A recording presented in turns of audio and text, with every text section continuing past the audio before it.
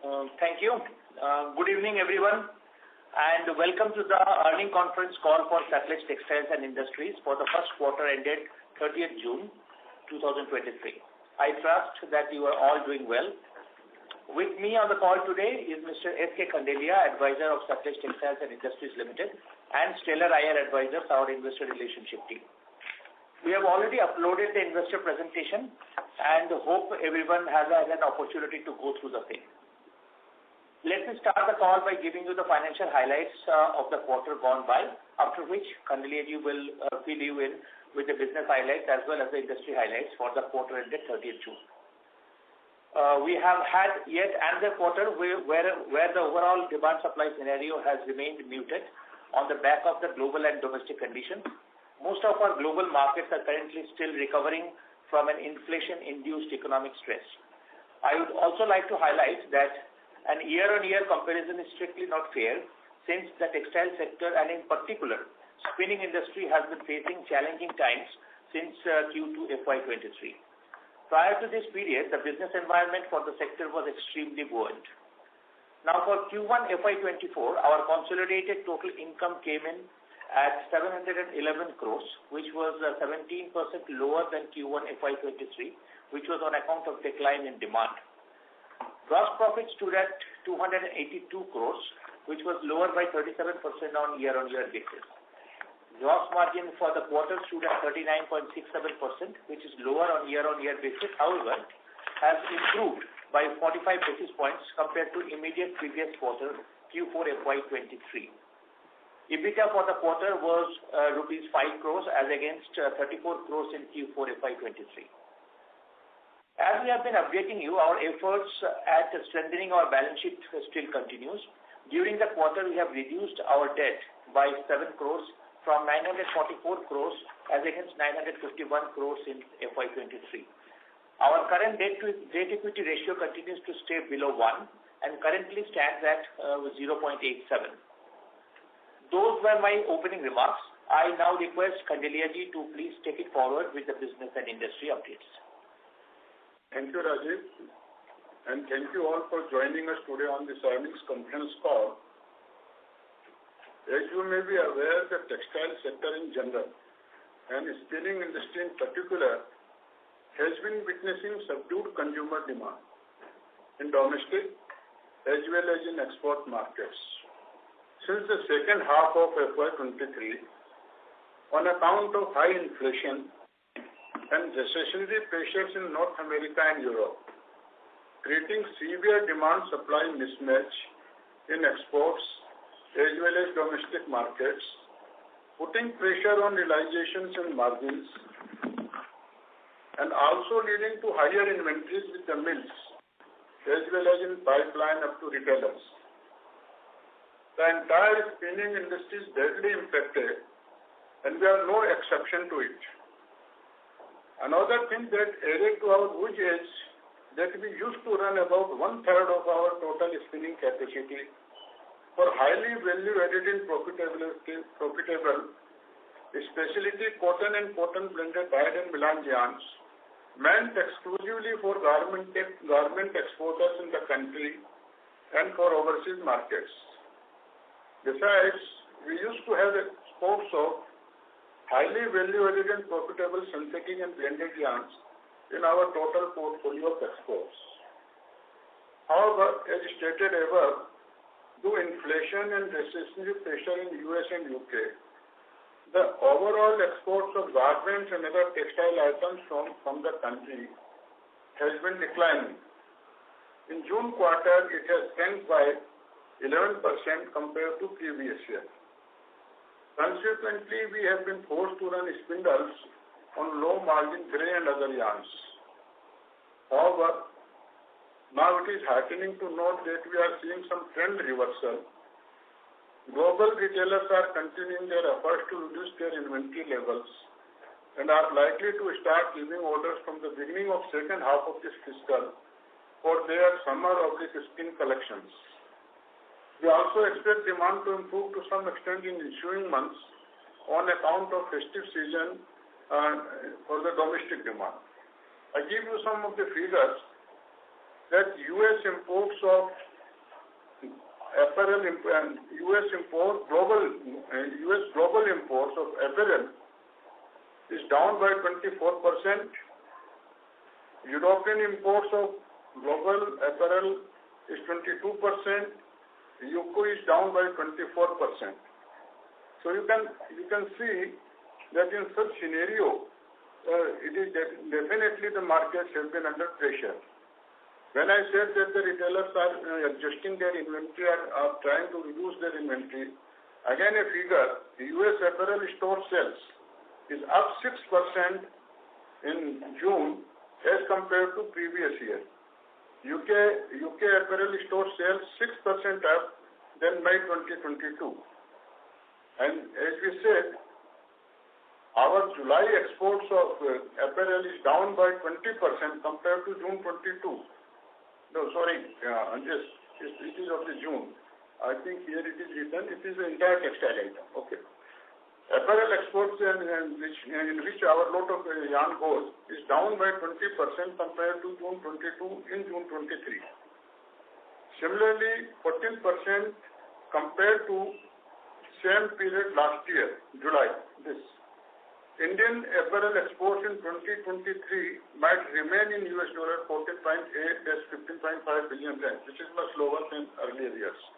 So you can understand that the pressure, because of in India also inflation is very high. In yesterday in RBI policy, they have increased the whole year inflation figure from 5.2 to 5.4%, if I am correct. Similarly, everywhere the inflation is still a challenge. So we hope that going forward it should come down. Second thing is that the macro indicators in India also remain resilient, and economy is likely to clock 6.5% growth in GDP in FY24, and everybody is confirming this, that India will continue to grow at similar growth rates or even higher, at least for next couple of years. And thus, India is a bright spot in the entire global economy. To conclude, I would like to say that due to strong headwinds, we have been experiencing turbulence and we are maneuvering to come out of it. I am confident that notwithstanding such temporary hiccups, we will again be on our growth journey. Thank you, and with that we can take up your questions now. Thank you very much. We will now begin the question and answer session. Anyone who wishes to ask a question may press star and 1 on their touchtone telephone. If you wish to remove yourself from the question queue, you may press star and 2. Participants, you may press star and 1 to ask the question.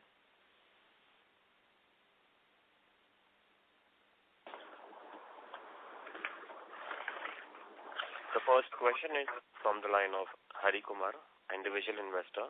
Please go ahead. Good morning, sir. Can you hear me, sir? Yes, please. Yeah, okay.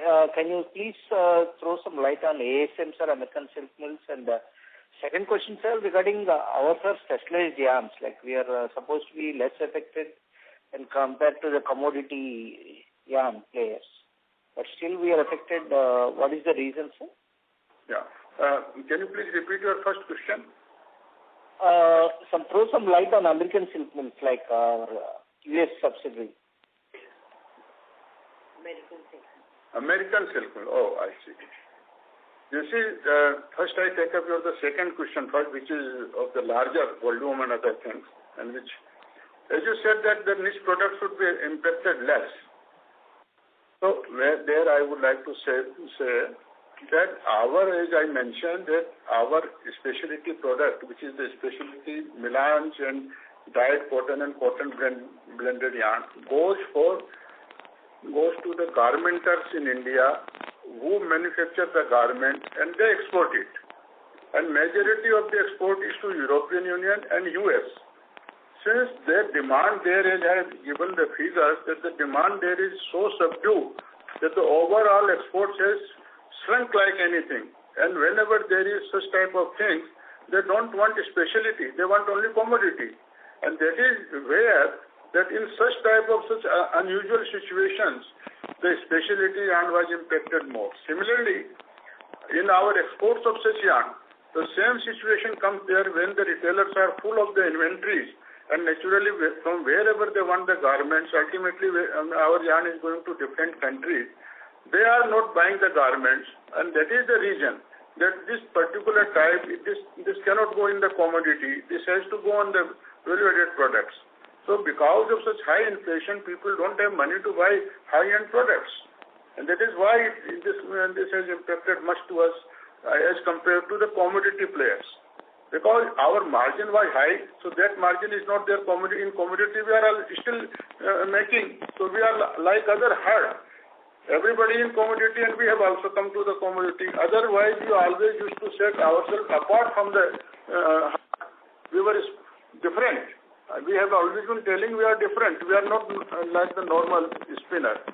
So this is how this was impacted much. So far American silk milk is concerned, and this is we are doing whatever we can do, and we hope that going forward it should deliver some better results. This is what we can see right now. Thank you. Thank you.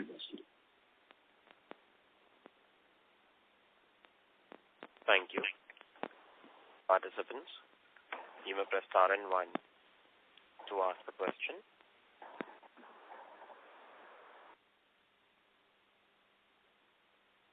Ladies and gentlemen, you may press star and 1 to ask the question. The next question is from the line of Viraj, individual investor. Please go ahead. Hi, am I audible? Yes, please. Go on. Yeah. Thank you so much for throwing light, sir. I just had one question on the industry per se. I think most players within your industry are kind of facing similar headwinds. When do you see this turnaround, and do you think there is any larger systemic problem with the industry as we stand today? Because the government seems to be doing a lot at their end from policy perspective, but from ground reality, if you could throw some light on when you think this industry will, kind of take a turn for the better. And second is, I think in your last call also you had spoken about the free trade agreements. Is there any progress on that that you're aware of, and is that going to help us in any way? Okay. Thank you very much. And your first question, that the overall industry perspective and what do we think and what, you see, textile industry has always been a cyclical industry. In recent years, when earlier it was demonetization because the unorganized sector was there, then the GST, then US-China trade dispute, then the pandemic and so on. So you see, every now and then the Ukraine war, all commodities prices has gone haywire. So because there are certain things which have been happening here.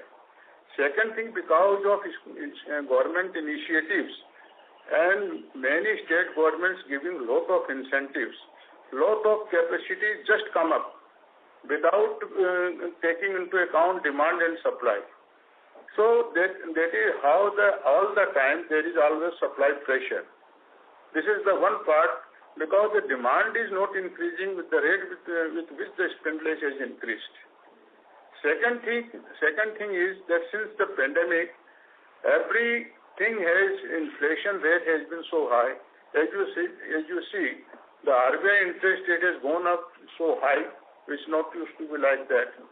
So since everything has gone high, people don't have so much money to buy, and it is a discretionary product. Because if one has to buy something necessarily for day-to-day things, he will buy first it. Cloth is not such a priority item, but of course, whatever is required, and these days the synthetic and other clothes has the longer life. So because of that, and secondly, there is too much volatility in raw material prices. So whenever there is too much volatility in anything, people just keep wait and watching. Suppose if I buy something today, whether tomorrow the prices are not going to go down. So unless there is stability in any business, the things do not move at the normal pace. And this is what we have been seeing, that the cotton prices, which were 110,000 per candy, is about 60,000. Earlier, it went like anything. Now, then it came down like anything. In such situation, every time pipeline has the stocks and other things, they suffer losses. So now the things, raw material prices and other things are getting stabilized. And earlier we were talking that there is bound to be recession in the U.S. Then they said there are major possibilities, and now they are saying recessionary trend. So you see how the things keep on changing because the times has been unusual. So ultimately, I feel that the most of the things are behind us. And now going forward, I think gradually it will stabilize. And once the price stability is there and the inflation comes down a little bit more, I think it will continue, the industry will continue to flourish, number one. Second big opportunity for India is the China plus policy. You must have read that China is in deflation now. And that is giving a good opportunity to India to increase its exports.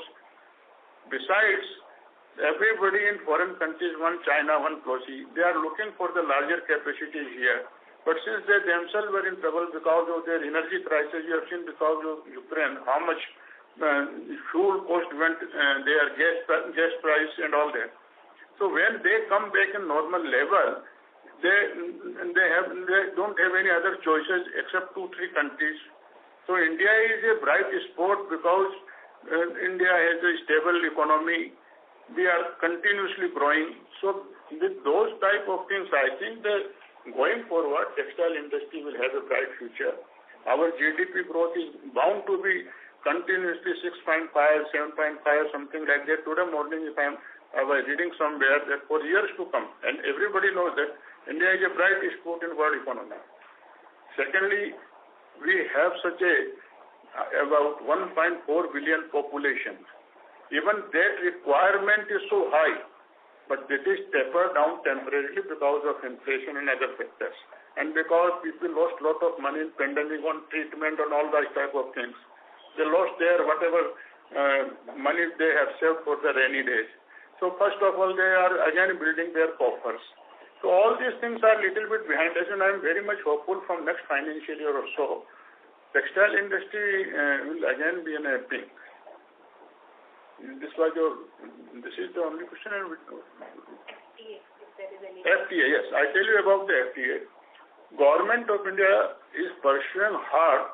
UK FTA is likely to be concluded sooner than in any other FTA.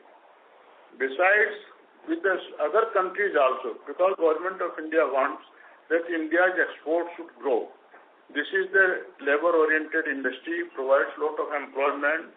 They are giving specific focus, and it is very clear to them until unless we increase the exports. And this is the opportunity because of China One policy and other things. PLI scheme has given earlier, tough was there. So Indian textile industry is largely modernized to a larger extent as compared to 5 years back. So they are also pushing all the FTAs, and I'm sure that earlier there was very slow progress. Now they are pushing it very hard, and going forward we should see the results, and that will be helpful for India. Thank you. So would that also help our company, the FTAs? Help us. Huh? Help us. Will the FTAs help us? Yes, definitely. You see, there are different, as a country, if you are talking, then there are different things. If suppose some wine manufacturer will ask me, it will hurt him. But so far textile manufacturer is concerned, definitely we are going to be benefited. Right. So the countries with whom we are now talking about the FTA, they don't have the textile production like us. Earlier, when we had the FTA with Asian countries, which they themselves were our competitors, they had rather backfired. Now it is not so. Noted, sir. Noted. Thank you, sir. Thank you for your answer, and all the best for the forthcoming quarter. Thank you. Thank you. Ladies and gentlemen, you may press star and 1 to ask a question. Next question is from the line of Neeraj from White Pine. Please go ahead. Yeah, you can hear me, sir? Yes. Hello? Go ahead. Yeah. So my question is that one on the home textile business.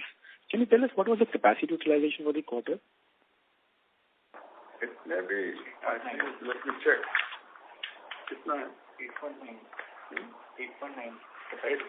8.9 capacity utilization is around 50%. Around 50%. As of now, it is around 50%, and we are trying to improve upon it. So if you see, even the last quarter was around similar numbers, but yet EBITDA improved in this quarter. So what led to the improvement in this home textile margins? You see, we have one Nestera brand, as you know, and then we have focused on the more value business. You see, if the 50% is the same, we have improved the product mix. We are focusing more on the Nestera. We are focusing more on exports. So that is how our performance has improved with the same capacity utilization. So how much would be the Nestera sales of the total sales that you have done as a percentage? Huh? Well, because it is still, you see, it is a specialty products in a different segment, retail segment. It goes to the retailers. So it is total ka kitna percent over? 10-15. It is still picking up because establishing such type of the business module and all that. So initially one has to struggle. I think about it is 1.2 crores. 4 3 months or 4 crores for the quarter. 4 crores for the quarter. 4 crores. It is 4 crores for this quarter for the Nestera. So that you can say is 16 crores for the whole year if it is the proportionately. But you see that this type of business, once it grows up, because it's a consumer-driven business, it has to go to retailers and the cut segment and all that. Initially, it has to grow very slowly. But the number of formats of the retailers which has increased is increasing, and that is very satisfactory. And we hope that going forward, this will have a good business. But sir, a 4 crores revenue on a home textile revenue of 45 crores or so, it is just 10%. So should it have a meaningful impact on having the EBIT margins impacted? We are basically always have been, our major focus has always been spinning. Revenue of home textile is definitely always less than the overall revenue. I am talking from the EBIT margin of home textile. Just listen, please. Home textile is a big segment. We are in curtains upholstery. In not like that other volume business like sitting and other things. And it is a niche business. Design and all those type of things play a lot of part in it. And since it was struggling since years, we have taken a new formats. We have developed a little bit more exports. So there we have changed little bit. We have made little changes and that will hopefully show the results in going forward. Got it. And how is the growth looking in Nestera going forward? How is the growth looking in Nestera? Growth in? Nestera. Yes, it is. We hope that that's why we have started this, and we hope that it is bound to grow. But you see, initially the growth will be slow. Initially the growth in such type of business is slow, and one has to cater to that initially. And once everybody comes to know, as the people comes aware about it, gradually such type of business grows. So growth may be, say, initially it may be 20% growth from where we are here. Then it may pick up from that base, 20% will be much more. So exactly speculating on the growth figures at this point of time, first of all, we have been able to establish our quality. We have been able to create a wider network of retailers. Our books on design books has gone to them. They have started sending orders to them. And that is the satisfactory thing for us. Ultimately, these things are bound to result into profitable and other growth. Okay. So the last question is on, you said there are some green shoots of the demand emerging in the US. So can you elaborate that one? Green shoots in demand in the US. Yes, demand in the US, as I have already mentioned, that the retailers have started adjusting their inventory. And we hope that for spring and summer, normally they place the order sometime in October or something. So you see that once the demand starts there, and once the inventories are over, naturally they will require to after destocking, they will require to stock the inventories. So that demand, once the demand starts, it will continue. So is it right to say that? You see, earlier when the pandemic was there, they were having a lot of stocks. First they wanted to adjust because uncertainty was there. Nobody knew that when it will be over.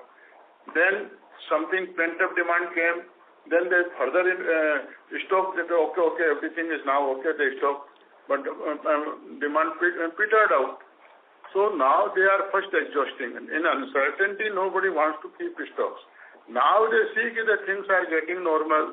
That recession, which was supposed to be certain in US, is not like that. Recessionary trend pressure is there, but it is coming under control. It is coming under control. The people are hopeful now that things should start moving now. And that's why we hope that the US demand will start coming. I don't say that it will be as usual in October itself. And it is our hope that spring and summer order will start going from October, and that should keep on increasing, and say it may take another 6-12 months when the demand may be normal. Okay, sir, I got it. Thank you very much. Thank you. Thank you. Ladies and gentlemen, you may press star and 1 to ask a question. Next question is from the line of Hari Kumar, individual investor. Please go ahead. Yeah, one more follow-up question, sir. Regarding these technical textiles, even these tough times, like some of them are making decent money. Is the company planning to enter that segment, sir? As a technical textile, again, is a big sector. And we keep on evaluating different options.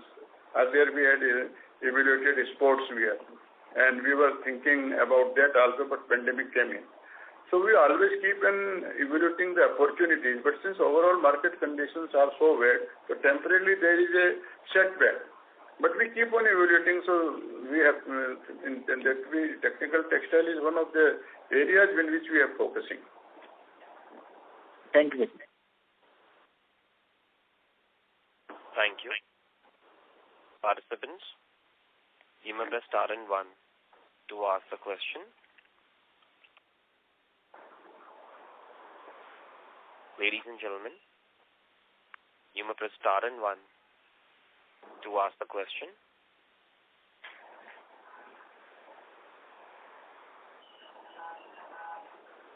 Next question is from the line of Viral Shah, individual investor. Please go ahead. Hello. Good evening, sir. I have a few questions. So the first question is, what is the cotton yarn spread for this quarter? Sorry to interrupt you, but your voice is breaking. May I request to come in a better reception area and speak through the handset, please? Okay. I think I will not be able to give you this figure right now, but you can send an email, we will send you the reply. Because the prices has been so fluctuating, but of course for this quarter we will be aware, but right now I don't have that, and we will send you you please send the email. Okay. So another question is, was there any inventory hit we took in this quarter? What was the extent, if you can quantify it? Now you see, so far inventory hit is concerned, our stocks are always valued at cost or market rate, whichever is lower. So always that has been on the cost basis, and the market, though it has been coming down, but it has not come down that it has to go down below cost. I don't think in normal course, you can say that suppose if I was selling something at 100 rupees, and today if I am selling at 80 rupees, it is a hit in profit. But since that inventory itself was valued at about rupees 70, so then so far as the accounts are concerned, there is no hit. Profit has already been hit because I would have been selling at 100 rupees, which I have been selling at 80 rupees. But my costing stock is valued at 70 rupees only because it is valued at cost only. So I think most of the qualities, the rates are still either at cost or above cost. Okay. Thank you, sir. Is there any further question? I will join the queue. Actually, you see that the only impact which comes is that unless you sell it, the profit in that stock does not transfer to the profit. Okay. Got it, sir. Thank you. Participants, you may press star and 1 to ask a question.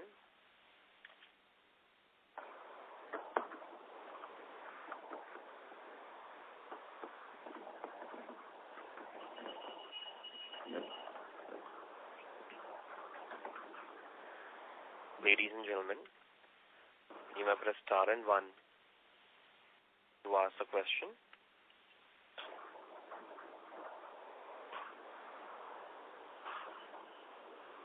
As there are no further questions, I will now hand the conference over to Mr. S.K. Kanderia for closing comments. Thank you all those who have asked very interesting questions. And to conclude, I would like to say that we have been suffering, industry has been suffering, but I always believe that no night can be so longer that it can stop the breakout of the day. So I think we are in the later part of the night, and we hope that we will soon see the daylight, and that is what I can hope today. Thank you very much.